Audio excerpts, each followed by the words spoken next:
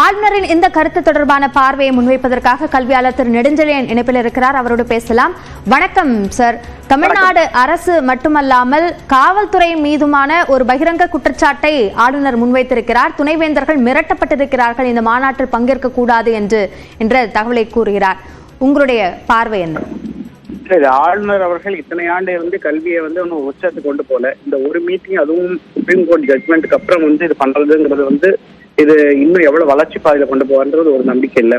என்னை பொறுத்த வரைக்கும் துணைவேந்தர்களோட நிலை தெரியல. பட் கல்விங்கிறது அரசியல்ல நல்ல பந்தாடப்படுகிறது மட்டும் தெரியும்.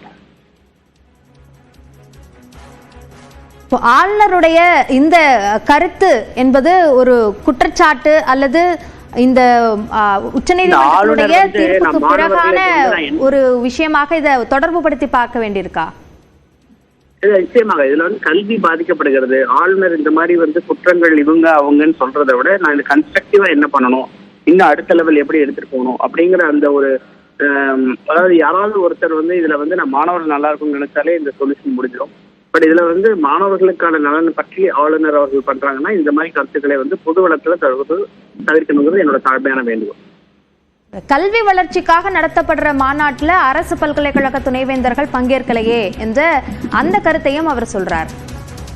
இல்ல, இத்தனை ஆண்டுகள் ஆளுநர் இருக்கும்போது கல்வியிலேயே வளர்ச்சி உள்ள கொண்டு வரல. இந்த ஒரு மீட்டிங்ல வரலங்கிறதுனால ஏன்னா இது இப்ப ஆளுநர்களுக்கு ஒரு இக்கட்டான நிலை இருக்கணும். இது போறதா வேண்டாமா, என்ன பண்றது அப்படிங்கிறது அவங்களுக்கு ஒரு கிளாரிட்டி இருக்காது.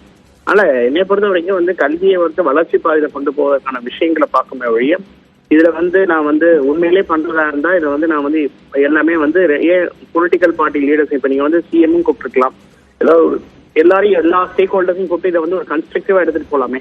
அப்படி எடுத்துட்டு போயிருந்தா இது இந்த மாநாடு அவருக்கும் வெற்றிகரமா இருக்கும். இணைப்பில் கருத்துக்களை பகிர்ந்து கொண்டமைக்கு நன்றி திரு நெடுஞ்செழியன்.